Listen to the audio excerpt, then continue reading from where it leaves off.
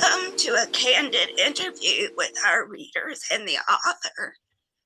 Today, we're chatting about the sci-fi series of novels called Earth Chronicles, books 1, 2, and 3, otherwise known as The Fifth Pinnacle, The Blue Woman, and Traces of Caledonia. I would describe this story as an unexpected one. It's not only sci-fi, but it's also a psychological thriller and time travel love story. Here are just a few clues from the back of the books. The Fifth Pinnacle. Carter never suspects that his own 75-year-old grandfather would become the key figure in saving the world. Nor does he suspect that interdimensional travel would help turn the tide. From The Blue Woman. This book introduces a new character and emerging technology, Nova, the Blue Woman, also known as the liquid computer. Traces of Caledonia. There can be only one side left standing in a battle of brains, wit, and muscle. Strap on your seatbelt. You'll be gasping for air as you jump through time, travel the world, and fight for what's right, along with Nova, Carter, and Daniela. Let's introduce the crew now. We have a couple of readers with us today, and we also have the writer, the author, Harold Shuler, also known as H.G. Shuler. So our readers today are Sue King.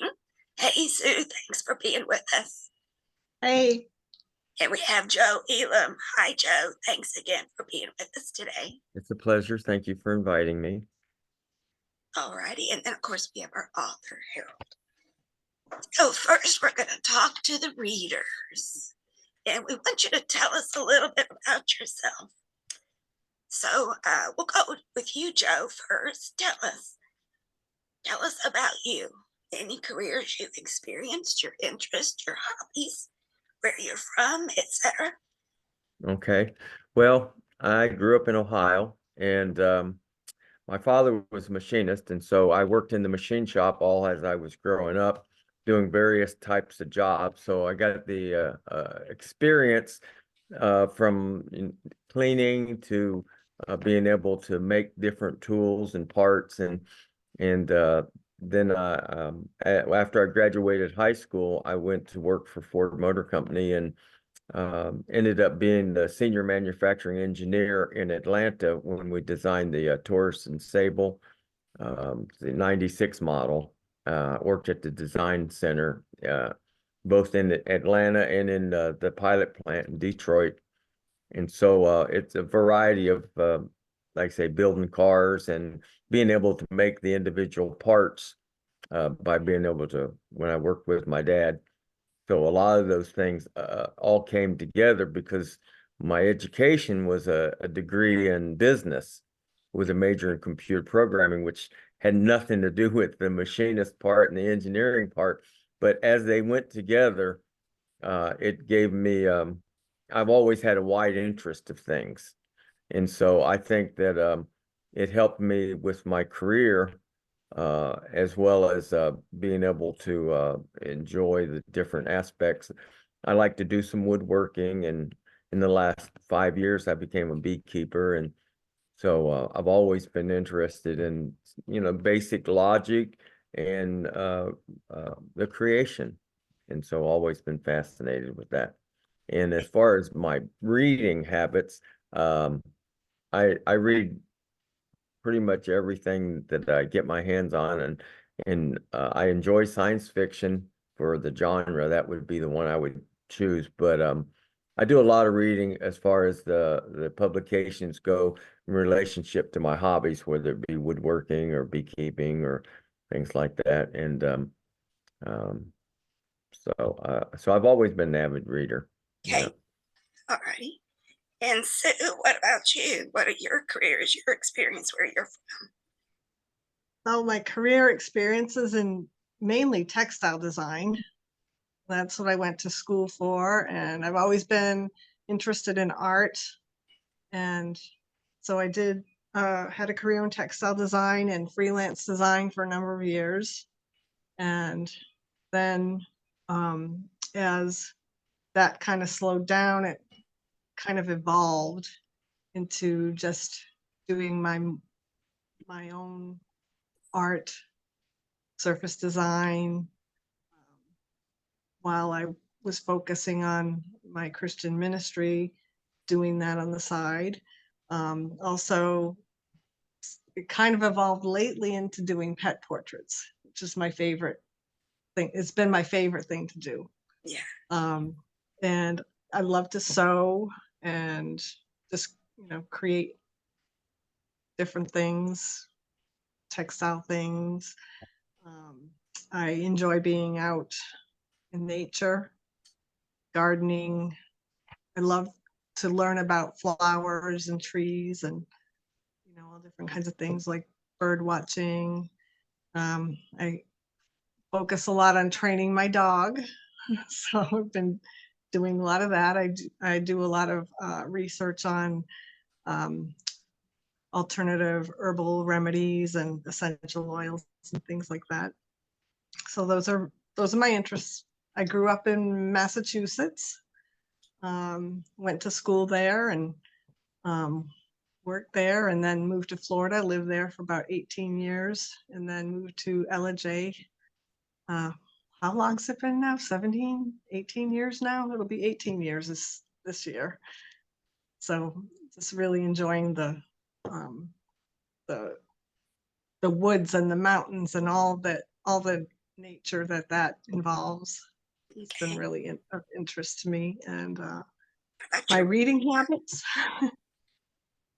Reading habits are, I've been reading avidly since age 10, and to the point where my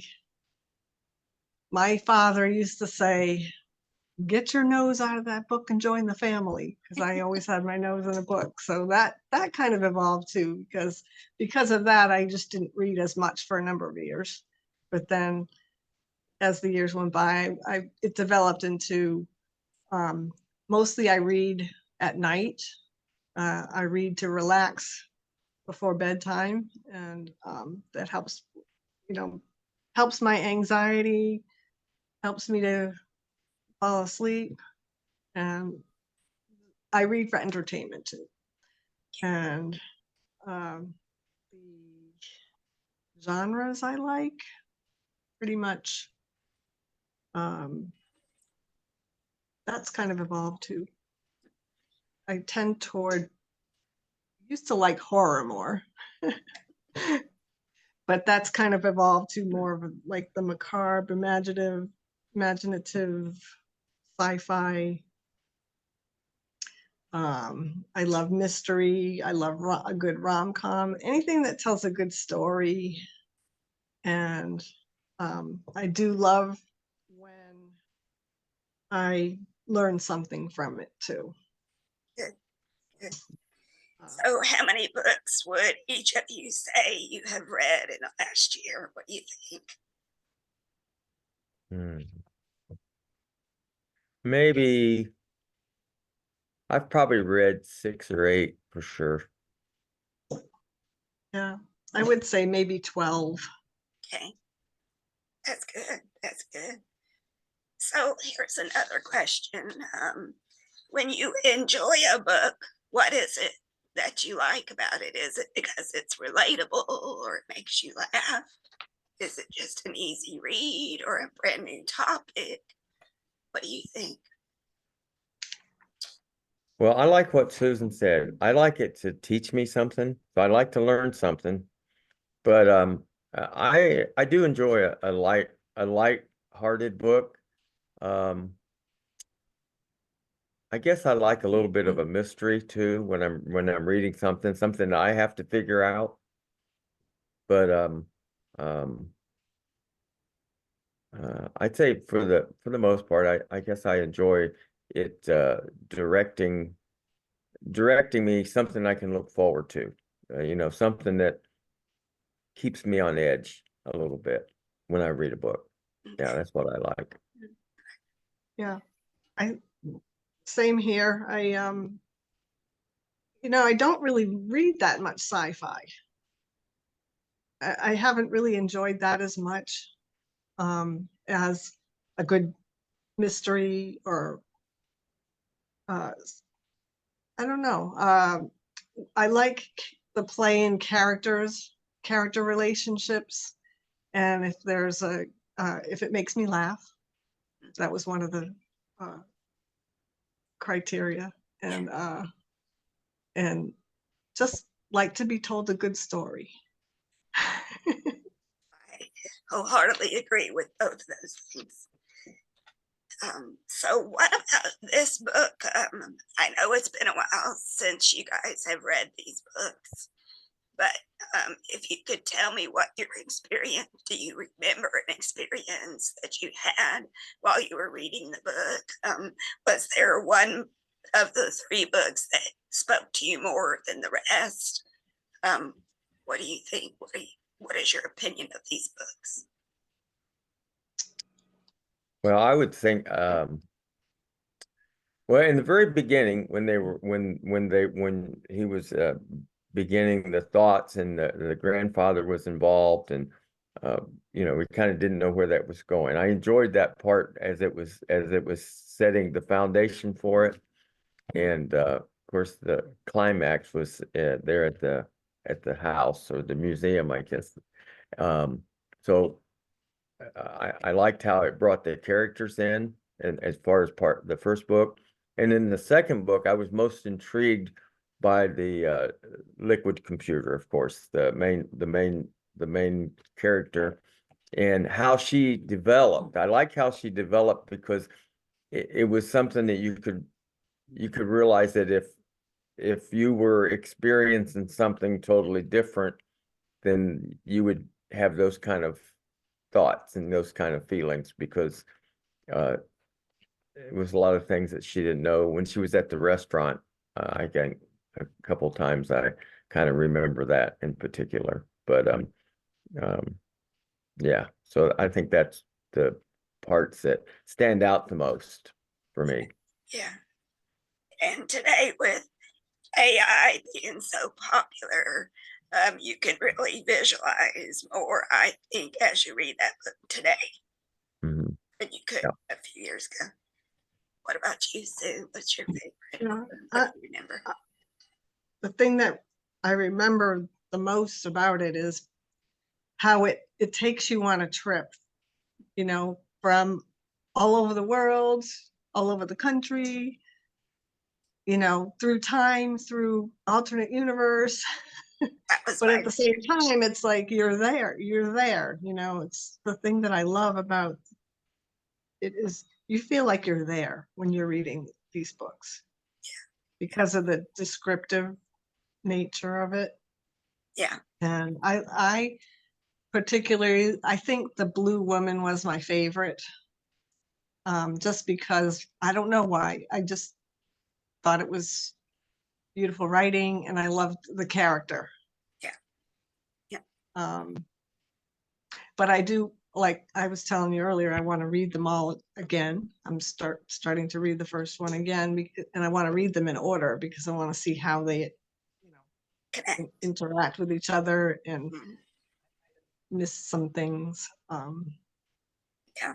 that connect that I didn't realize. Alrighty, and so I know, Sue, you said you really don't read sci-fi, but Joe, you do. So where do you think these books stand when you compare them to other sci-fi books you might have read? Oh, yeah, no, I tell you, I'm really impressed. Like I say, my first one, I loaned it out to someone because I liked it so well. I wanted them to read it as well. I said, you just got to read this, you know, and I, I should check it out like you do in the library, because I don't know who I ended up giving it to.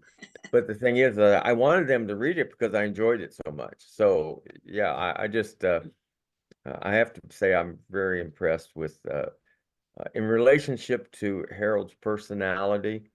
To me, he's always been a humble, quiet person, and the writing doesn't necessarily reflect that. The writing is deeper and more expressive. Yes. Mhm. Yes. You're not the first person who has said that. So I agree too. Yeah. Okay, so that gets us. Sue, did you have something to say on that? Yeah, I was gonna say I have read some sci-fi, Okay. but I think mainly, and y'all know that I'm a Trekkie, Yeah. so I love to watch sci-fi movies, but when it comes to reading a sci-fi book, mainly it's been like maybe a Star Trek book, and to me, it wasn't as good as the movie.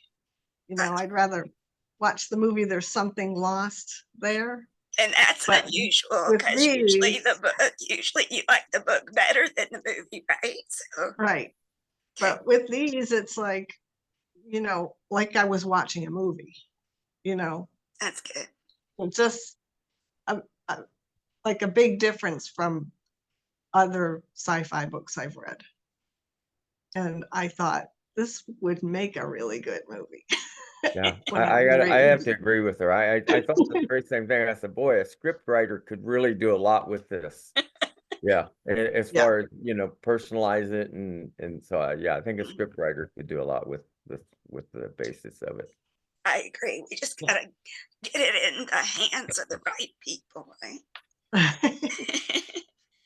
So, Yep. since you both know the author personally, do you have a tidbit about the author that you think others may not know?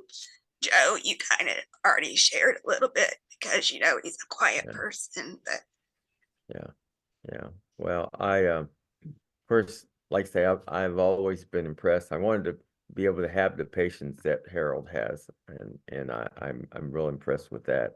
And so that's something I've always worked on and tried to compare myself to him. So I think that one something they may not know is that he is a patient to be able to um, put up with things maybe that some other people might not be able to put up with, and to work around those obstacles, and so and do it in a way that uh, respects whatever opinion the other person may have, because um, like I say, I think that that's a good quality, and no doubt it's in his writing as well. thank you, Joe. Sue, did you have something to share on that? I agree with Joe about Harold being quiet, introspective, um, methodical, but he also, I think, is an artist with words. I've read his poetry, and I think that comes out in his descriptions of things, and it helps to involve you in, and not just these three novels, particularly these three, because it's not a real, sci-fi isn't real, but he makes it feel real. Yeah, And that's the same quality that comes out in his other books. The descriptions that he puts on there, his descriptive style in a poetic way, puts you right there, like you're right there. yeah. I really like that. I enjoy that. So, what else would you guys like to see from him? What other type of books should he write? What do you think? Hmm. Well, uh, I've thought about that a little bit, but I would have to say I would like to see his aspect of who did it, and see how he would develop something like that. So not sure exactly where that would be, where we're talking about crime or drama, but um, yeah, just something about who did it, Okay, and see how it would be That's developed. interesting. But yeah, he mentions that because I was thinking the book, The Last Sugar Baby, yeah. like I thought that might be a good series with that detective. I love that character. So like more um like crime cases or something with that character might be cool. Good idea. Sue. I like that idea. He has, well, let's let him talk for a little while. Let's see. He has a strong opinion about whodunit stories. So let's let him talk a little bit about that. Harold, would you like to share? I know that wasn't one of the questions that I had for you today, but would you like to share your opinion of what you don't like about whodunits and what you try to do with whodunits? You know, I have a strong opinion about that, right? Because Becky I loves do. to watch those kind of shows, right? And I hate to watch those kind of shows, other than normally the costumes and the time periods and all that are really fascinating in a lot of those, but it's called formula writing. And once you've seen a certain amount of those or read a certain amount of those books, the formula just repeats itself. You just have different settings and different eras and scenes and all, you know, time periods, but the formula is always the same. And so for me, it's just Becky can tell you sometimes I'll figure it out. The other night I figured one out right at the beginning, right? And I don't like to be able to figure things out that quickly. I like it to be more of the mystery. So I like different kinds of mysteries. So if I did write something like that, it would definitely not be your usual. It definitely would not be, and I would have to. I would just have to work it out to where it would be probably hard to work it out to where I don't know, create a different formula, maybe add to the formula, something like that, to where I feel like it would just be impossible to figure it out, and it would be something different for those who like to watch or read that kind of a thing. So Well, that's why I like different kinds of mysteries, and you'll in any of my writings, you're going to have totally different kind of mysteries involved.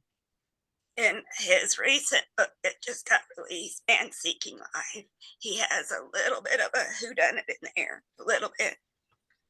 Not a lot, but just a little. Just to give you a tease. All right, so now I have a question for you about the sci-fi books. This was your first time writing a series. So what are some of the challenges in writing a series like this? I guess the first is the concept or the premise. You know, has to be big enough, right?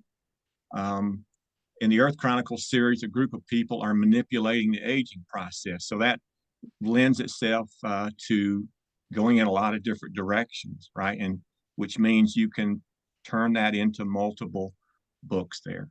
The challenge can be interconnecting the books there. And from the kind of from the beginning, because if you might remember, I talked to you when I came up with this series, right? And I said, I think I've got 3 books in this. And that was before I put down anything in writing. And so to begin with, the character Daniela, um, she was in the first book, obviously. Um, in that book, she becomes a traitor, right? A double crosser. The reader begins to hate her. Am I right? Right about that. Um, but what they don't understand at that particular time is that she's being manipulated by Solomon. She's under his control. He's the brilliant mastermind. In the second book, The Blue Woman, the new character Nova, who is the Blue Woman, right? She helps the Nabe leadership in their fight against Daniela and Solomon, still believing that Daniela is in charge, right? However, in this book, cracks start to develop in the relationship between Daniela and Solomon. So I don't know if you remember any of that, picking up on that. There's not a lot of it, but it's in there. That's when the cracks start to develop. In the third book, Traces of Caledonia, we go back to the origins of why and how Solomon gained control over Daniela. It begins in ancient Scotland, then known as Caledonia. And finally, the truth comes out in this book that Daniela has always been a puppet for Solomon, and that Solomon is the real enemy of the Nabe nation.